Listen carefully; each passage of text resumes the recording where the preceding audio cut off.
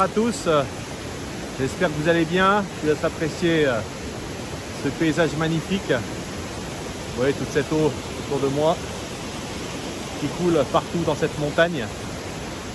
On va aujourd'hui regarder un sujet intéressant qui est notamment le sujet des radicaux libres. Vous savez que l'oxydation, on en parle beaucoup. Je parle notamment du fait que l'eau alcalinisée a un pouvoir antioxydant. Et là, je vais vraiment vous montrer via des études que j'ai découvertes. Un peu difficile parce qu'encore une fois, sachez que la chimie reste un sujet compliqué. On va parler notamment du cerveau, des dégâts créés notamment par le stress oxydatif. Alors, je vous le rappelle, cette chaîne n'a vocation de faire aucune allégation médicale. Je ne suis pas médecin, je n'ai pas le droit de le faire. Si vous êtes malade, c'est un professionnel de santé qu'il faut voir et je vous recommanderais de le faire. Lui seul est capable de poser un diagnostic. La vocation de cette chaîne est simplement de vous faire prendre conscience de l'importance de boire une eau de qualité, une eau vivante, structurée, qui va être là justement pour vraiment accomplir ce dont votre corps a besoin, c'est-à-dire une bonne hydratation et un bon nettoyage cellulaire. C'est le rôle en tout cas, je vous considère, d'une eau qu'une eau doit avoir et doit nous proposer. Et je vous le rappelle, je propose 2 capsules par semaine, une le mercredi, une le dimanche. Abonnez-vous, c'est en bas à droite. Peut-être pour démarrer cette capsule d'une manière assez simple, on va juste faire un état des lieux, finalement, de voir comment notre corps fonctionne. Vous savez, notre corps est donc cette belle création aujourd'hui qui normalement est censée fonctionner via ce qu'on appelle l'homéostasie, c'est-à-dire une régulation d'un ensemble de fonctions métaboliques qui sont harmonieuses, donc qui fonctionnent tout ensemble sans déséquilibre. Et on le sait aujourd'hui, malheureusement, il y a beaucoup de déséquilibres. Je pense qu'il est pointé du doigt notamment, c'est le fait que lorsqu'on métabolise notamment de l'oxygène pour créer de l'énergie, malheureusement, nous générons ce qu'on appelle des déchets. On va le voir, ce sont notamment ce qu'on appelle ces fameux radicaux libres, qui sont, sachez-le d'ailleurs, catégorisés en 2 grandes catégories que je vais simplifier. En anglais, on appelle ça les ROS. En français, ça s'appelle les ERO. Une deuxième catégorie s'appelle les RNS ou ERN. Voilà, donc en fait, ces 2 grandes catégories, donc qui sont les ERO, donc les espèces réactives à l'oxygène, et les ERN, les espèces réactives nitrogène ou à l'azote. En fin de compte, ce sont elles qui sont responsables finalement de toute la problématique qu'on va voir aujourd'hui, qui sont notamment ces radicaux libres. Il faut savoir que ces substances nocives, donc ces fameux ERO et ERN, finalement, sont générés, sont un sous-produit notamment de la consommation d'oxygène. Vous voyez, c'est un peu ce que j'expliquais dans une capsule de Sang Wang, c'est finalement ce que notre corps va générer lorsqu'il va métaboliser cet oxygène que nous respirons.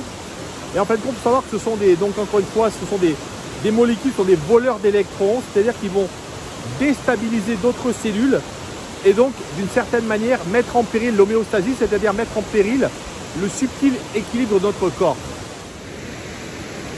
Alors pour continuer un état des lieux de notre corps, ce qu'il faut juste simplement comprendre, c'est qu'en fin de compte, notre corps, il possède des systèmes de détoxification, notamment des systèmes tampons pour justement générer cet excès d'oxydation. Normalement, les mécanismes de détoxification de votre corps sont capables justement d'empêcher donc ces fameux ERO et ERN justement de causer trop de dégâts. Et en fin de compte, on a ce qu'on appelle des enzymes protectrices dont certaines vous avez peut-être entendu parler, ou d'ailleurs j'ai déjà parlé dans certaines de mes capsules, qui sont la glutation peroxydase et la superoxyde dismutase, donc qui sont ces fameux enzymes qui sont là justement pour empêcher l'excès d'oxydation du corps. On aurait également des antioxydants comme l'acide ascorbique qu'on trouve dans la vitamine C. C'est pour cette raison d'ailleurs qu'on vous propose de consommer de la vitamine C comme étant d'ailleurs un antioxydant. Les tocophérols également dans la vitamine E et également les polyphénols présents dans beaucoup de fruits rouges, même également dans le thé par exemple. J'en ai parlé dans une des capsules. Donc vous voyez que normalement le corps a littéralement normalement un arsenal prévu pour lutter contre cet excès d'oxydation. Avec le vieillissement de notre corps, ces mécanismes vont être ralentis, mais pas que. Vous savez qu'aujourd'hui, il y a beaucoup de causes, notamment à ce stress qu'on appelle oxydatif. Et en fin de compte, il faut simplement comprendre ce qu'on appelle le stress oxydatif. C'est une condition dans laquelle les cellules et l'ADN sont attaqués donc, par ces espèces réactives à l'oxygène et à l'azote. Et ce sont notamment ces fameuses espèces réactives à l'oxygène qui sont les plus dangereuses. Pourquoi? Parce que en fait, elles oxydent les protéines de l'ADN et les membranes des cellules. Elles attaquent donc ces fameuses membranes lipidiques qu'on a autour de nos cellules. Et en fin de compte, ces substances nocives s'accumulent dans le corps lorsque notre système de détoxification et d'antioxydants du corps ne parviennent pas à suivre donc notamment cette production surabondante de RO notamment et de RN. Vous voyez, pour simplement conclure cette première partie finalement de l'état des lieux, ce qui se passe, c'est qu'en fin de compte, notre corps, l'ensemble de nos cellules se retrouvent submergés et ne peuvent être capables d'endiguer ce stress oxydatif qui, encore une fois, s'il est régulé normalement, doit pouvoir être régulé dans un corps où l'homéostasie fonctionne bien. Mais on se rend compte qu'aujourd'hui, notamment, parce qu'il y a beaucoup de conditions à la fois exogènes et endogènes. Je vais vous d'ailleurs vous mettre un schéma ici pour vous montrer de quelle manière finalement nous récupérons tout ce stress oxydatif. Et vous allez comprendre pourquoi aujourd'hui ce stress oxydatif finalement est véritablement comme l'acidité, un lien également à de nombreuses maladies, notamment à toutes ces maladies dites dégénératives liées notamment au cerveau. Et vous voyez, ce qui est pointé aujourd'hui par la communauté scientifique, c'est qu'en fin de compte, les dommages en fait sont provoqués par le vieillissement et la neurodégénérescence, se produisent notamment sur ces fameux ERO et ERN, attaquent l'ADN, l'ARN, les protéines et les lipides, donc qui sont les éléments constitutifs des cellules du corps, comme j'ai dit tout à l'heure. Mais il faut savoir qu'également le stress oxydatif détruit les télomères. Vous savez, les télomères, ce sont ces petites oreilles qui finalement continuent à faire notamment sur ces capsules protéiques qui protègent l'ADN des dommages oxydatifs, pour faire beaucoup plus simple. Et à mesure en fin de compte que ces dommages se produisent, malheureusement, les télomères raccourcissent et l'ADN est exposé aux dommages oxydatifs, et véritablement c'est un lit pour notamment le développement de beaucoup de maladies. Et en fin de compte, on vous dit que les dommages s'accumulent avec le temps et accélèrent le vieillissement et le développement des maladies.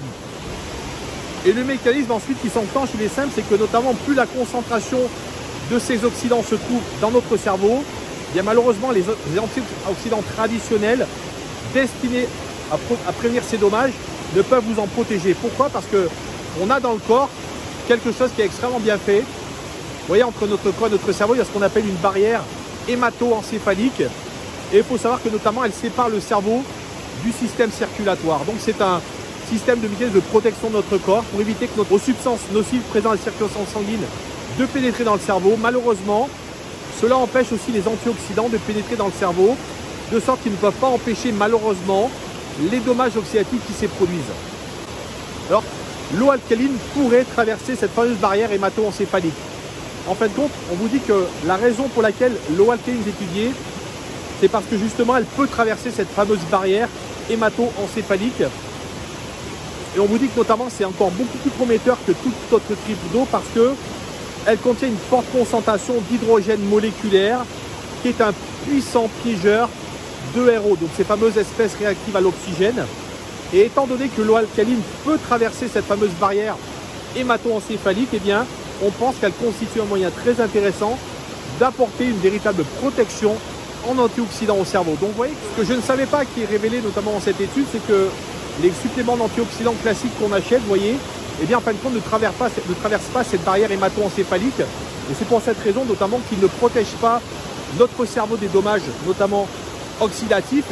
Et vous voyez, ce qui est en plus très intéressant, j'avais d'ailleurs fait, et je le mettrai ici, toujours dans la pastille informative sur la capsule, une capsule sur la vitamine C, et notamment de quelle manière on pouvait optimiser, parce qu'on l'a vu tout à l'heure, la vitamine C, c'est un mécanisme d'antioxydant de notre corps. Lorsqu'elle est alliée et couplée avec cette eau alcalinisée, elle pourrait peut-être potentiellement avoir une action très efficace, notamment sur la partie cognitive de notre cerveau.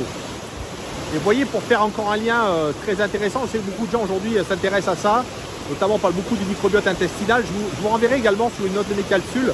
Le microbiote intestinal est vraiment une clé centrale de notre santé, mais également pour faire un lien avec cette capsule sur notamment les maladies dégénératives. Pourquoi? Parce qu'on le sait, dès l'instant on a une augmentation de la perméabilité intestinale qui s'appelle la dysbiose en fait compte. Ce qui se passe, on a une entrée des bactéries et métabolites dans la circulation systémique.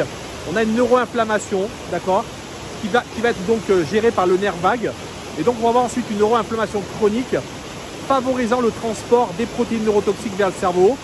Et donc on le sait tous aujourd'hui, vous voyez, notre santé intestinale va forcément également malheureusement déterminer notre santé neuronale, de notre cerveau, de notre santé mentale. Donc je vous encouragerai également à aller regarder cette capsule que j'ai faite notamment sur le microbiote intestinal et à quel point notamment l'eau alcaline est aussi une réponse extrêmement favorable au bon développement de notre microbiote, au développement des bonnes bactéries, de ces fameuses bifidobactéries tellement importantes pour le bien-être de notre microbiote intestinal. Alors encore une fois, je dis toujours, vous trouverez bien sûr les liens, je mettrai les différents liens sur les différentes études de tout ce que je vous dis ici, parce qu'encore une fois, moi je ne suis pas médecin, je suis juste là pour essayer de comprendre. Et j'espère qu'en tout cas, cette analyse un peu plus simplifiée, notamment de ce qu'on appelle le ZERO et les ERN, notamment ces espèces donc réactives à l'oxygène, donc qui créent ce fameux donc, stress oxydatif, de quelle manière ils affectent notre cerveau. Et en tout cas, il est aujourd'hui clairement démontré qu'aujourd'hui, ce serait eux qui seraient responsables véritablement de la dégénérescence notamment qu'on a au niveau de notre cerveau. Donc ça, les études le pointent de plus en plus.